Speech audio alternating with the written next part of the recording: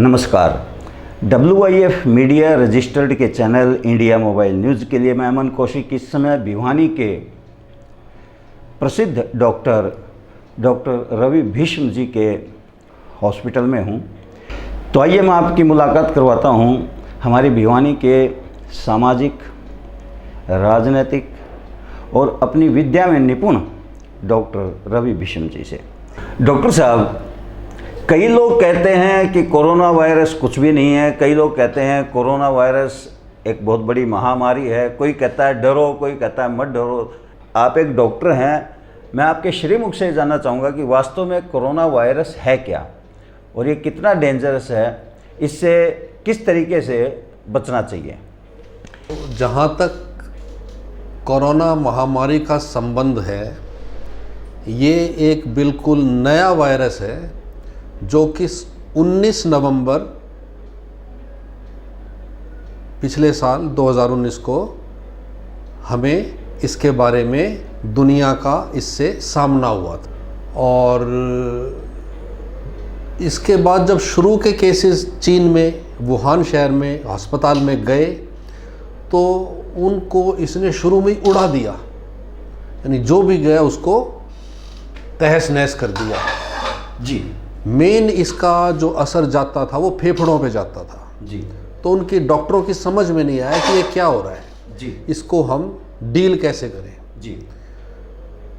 तो होते होते 6 दिसंबर आया, 16 दिसंबर आया। 16 दिसंबर को चीन ने ये कहा, WHO ने चीन से पूछा भाई ऐसा कुछ है क्या? चीन ने कहा ऐसा कुछ नहीं है जी। यहाँ तक कि 16 दिसंबर को WHO का जो प्रेसिडेंट है वर्ल्ड हेल्थ ऑर्गेनाइजेशन का, वो चीन गया और चीन ने उसको कहा कि ये जानवरों से जानवर में होता है, जानवरों से आदमी में नहीं होता जी। दिसंबर में ये कहा, दिसंबर में, जबकि चीन को अच्छी तरह पता था कि ये जानवरों से आदमियों में हो रहा है। 19 नवंबर को तो शुरुआत हुई और 16 दिसंबर को WHO का प्रेसिडेंट चीन जब गया तो चीन ने ये कहा कि ये जानवरों से इंसान में नहीं आता, जानवरों का है, सी फूड मार्केट में हुआ था। अच्छा जी। सी फूड मार्केट से जिन्होंने वो जानवर खाए उनको हो गया। तो एनिमल टू ह्यूमन स्प्रेड है, ह्यूमन टू ह्यूमन स्प्रेड नहीं है ये कहा। और जनवरी में जाके इसने 9 जनवरी को जाके इसने दुनिया को बताया कि ये ह्यूमन टू ह्यूमन स्प्रेड है जी। तो कितना टाइम निकल गया? 19 नवंबर से 9 जनवरी, 1.5 महीना इसने बात छुपाए रखी जी। और 1.5 महीने में वुहान से 2 लाख टूरिस्ट इटली गए, इटली के मिलान शहर में, जो कि अपनी नहरों के लिए मशहूर है और वर्ल्ड टूरिस्ट डेस्टिनेशन है। और वहाँ से ये सब में फैल गया, मिलान शहर से ये सारी दुनिया में फैल गया। 2 लाख टूरिस्ट गए थे चाइना से मिलान में इन 1.5 महीने में। ओके। तो कहने का मतलब ये है कि कोरोना वायरस की फैमिली से ये बिलोंग करता है, लेकिन ये अलग है। अलग कैसे है? कोरोना वायरस खांसी जुकाम बुखार करते हैं।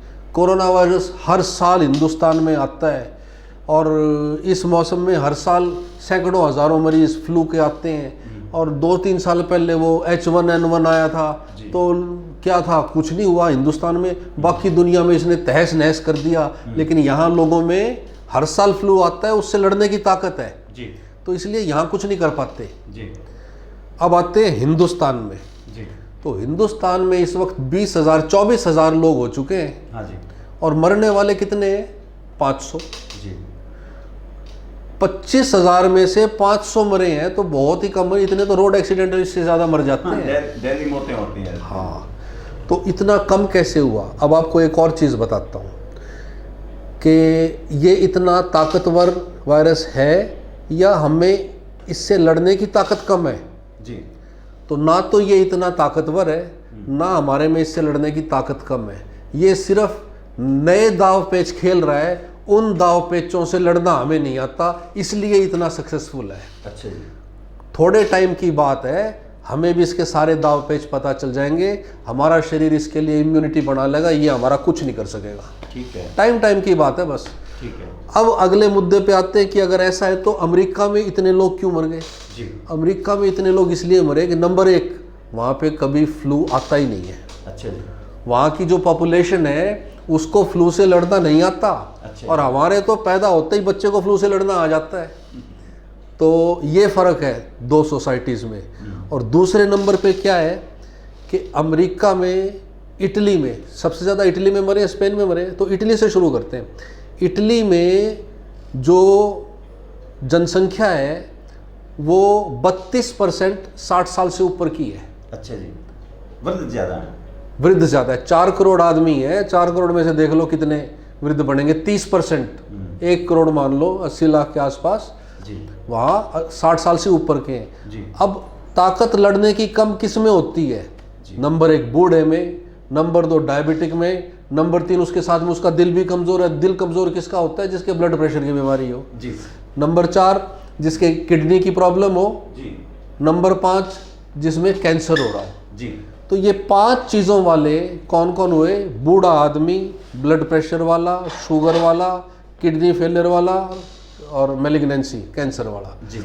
इन 5 लोगों में, और ये जो शराब शुरूब ज़्यादा पीता हो, नशे की आदतें करता हो, इनमें लड़ने की ताकत कम होती है। ये अगर इसकी चपेट में आ जाएं तो ये नहीं बचते, इनको तो मार के छोड़ता है। अच्छा।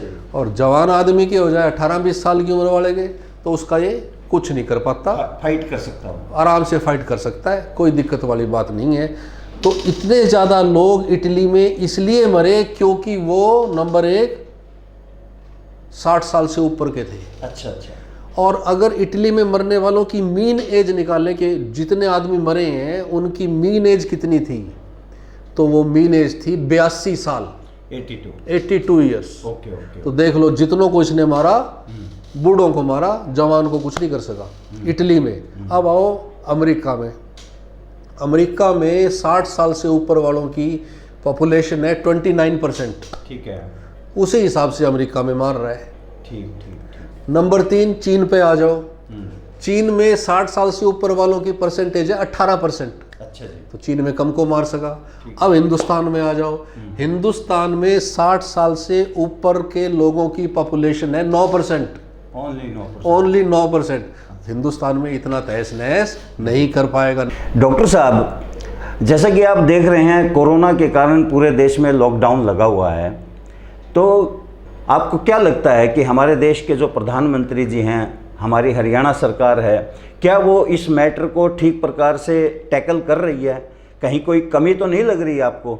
मैं चाहूँगा खुलकर आप अपने विचार इसके बारे में व्यक्त करें। मोदी ने बहुत ही सही टाइम पे, जब 3 दिन में डबल हो रहा था नंबर ऑफ केसेस, तभी लॉकडाउन कर दिया था। अमेरिका ने आज तक नहीं किया। अमेरिका ने आज तक लॉकडाउन नहीं किया और इसको करना पड़ेगा। 40,000 मर चुके, इसके 80,000 मरेंगे तब करेगा। और मोदी ने कब कर दिया था? जब कोई नहीं मरा था तब कर दिया था। तो इतना सियानापन हिंदुस्तान की गवर्नमेंट ने दिखाया है कि जिसकी सारी दुनिया में वाहवाही हो रही है। और मैं कहता हूँ कि बहुत ही हम खुश नसीब हैं, हमारा भारतवर्ष खुश नसीब है कि ऐसे वक्त पे हमें नरेंद्र मोदी जैसा प्रधानमंत्री मिला हुआ है। और जो हरियाणा सरकार है उसके बारे में भी 2 शब्द आपके श्रीमुख से। हाँ, हरियाणा सरकार ने लॉकडाउन को बहुत अच्छी तरह से लागू किया है। इसमें नंबर 1 सरकार को, नंबर 2 पुलिस को पूरी प्रशंसा करी जानी चाहिए। लॉकडाउन को इतना सक्सेसफुल बनाया, क्योंकि लॉ तो बहुत बन जाते हैं, लेकिन इम्प्लीमेंट करना जिसका काम होता है वो इम्प्लीमेंट नहीं कर पाते। अगर इम्प्लीमेंट करने वाली एजेंसी ठीक से इम्प्लीमेंट कर दे तो सक्सेस आती है, अदरवाइज नहीं आती। तो लॉकडाउन सक्सेसफुल क्यों हुआ? क्योंकि पुलिस ने, प्रशासन ने इसे पूरी तरह से इम्प्लीमेंट किया। इसके लिए मैं सरकार को, पुलिस को, प्रशासन को पूरी बधाई देता हूँ। सफाई कर्मचारियों की ज़रूरत पुलिस से भी ज़्यादा पड़ती है। हर दिन अगर सफाई नहीं होगी तो कोरोना क्या, इससे बड़ी महामारियाँ पैदा शुरू हो जाएंगी और अस्पताल वैसे ही भर जाएंगे। तो सफाई कर्मचारियों का बहुत बड़ा रोल है और हमें उनकी भूरी प्रशंसा करनी चाहिए कि ऐसे टाइम में अपनी जान जोखिम में डाल के बिना किसी चीज़ की परवाह किए उन्होंने अपनी ड्यूटी पूरी तरह से निभाई है। तीसरी चीज़, डॉक्टर्स। अनडाउटेडली डॉक्टर समाज के रीढ़ की हड्डी हैं। बीमारों को ठीक करने का काम डॉक्टरों का होता है और डॉक्टर अपनी कसौटी पे खरे उतरे हैं। उन्होंने बहुत अच्छी तरह अपनी ड्यूटी निभाई है, इसके लिए उनको बहुत बहुत बधाई। डॉक्टर साहब, इतना कुछ होने के बावजूद भी यदि आपको कहीं ये लगता हो कि सरकार को ऐसा करना चाहिए या ये आइडिया इस्तेमाल करना चाहिए या हमारे शासन को, प्रशासन को ऐसा करना चाहिए, तो मैं आपके विचारों का हमारे माध्यम से स्वागत करता हूँ, वहाँ तक पहुँचाने की पूरी कोशिश करूँगा। सबसे पहली बात तो ये है कि जहाँ पे, जिस मुकाम पे आज हम पहुँच चुके हैं जी, हमें उससे आगे बढ़ना है। पैर फिसलना नहीं चाहिए हमारा। ओके। पैर फिसलने का मतलब है कि लॉकडाउन अब खुल रहा है, तो एक बार अगर लॉकडाउन खुलने के बाद बीमारी फैलने की जो रफ्तार है वो अगर ज़ोर पकड़ लेती है तो फिर इसको बुझाना बहुत मुश्किल हो जाएगा, किसी के बस में नहीं आएगी। इसके लिए हमें सबसे पहले तो जो इन्फेक्टेड प्लेस है, हॉटस्पॉट है, उनको काबू में रखना पड़ेगा। हॉटस्पॉट कौन से हैं? Number 1 Maharashtra, number 2 Gujarat, number 3 Delhi, number 4 West Bengal जी। इन चारों जगह पे लॉकडाउन बढ़ना चाहिए और चारों जगह पे भी बाकी को अगर देखो तो जो कोरोना फ्री डिस्ट्रिक्ट है उनको लॉकडाउन से छुट्टी दे देनी चाहिए।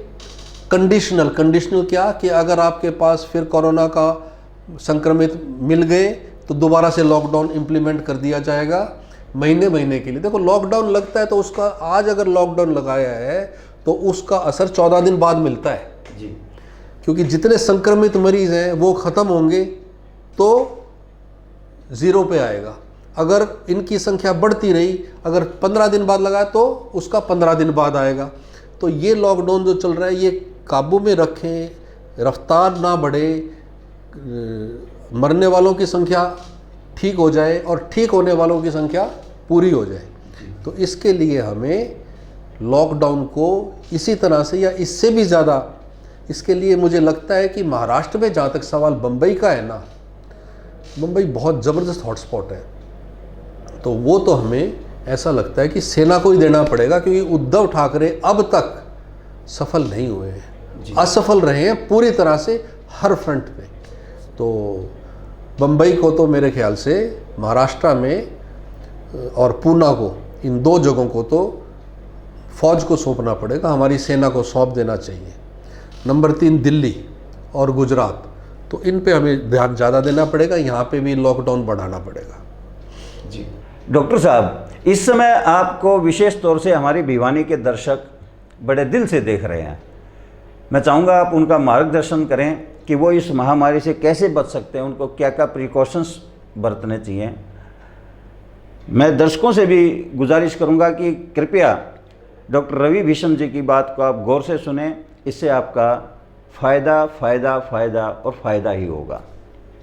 सबसे पहली चीज़ तो देखो, हम सुबह उठते ही अखबार पढ़ते हैं, अखबार घर में आ जाए तो उठाओ मत, उस पर धूप पड़ने दो 1 घंटा 2 घंटा, उसके बाद उंगली लगाओ। अच्छा जी। अखबार से सबसे पहले आपको कोरोना नहीं आना चाहिए।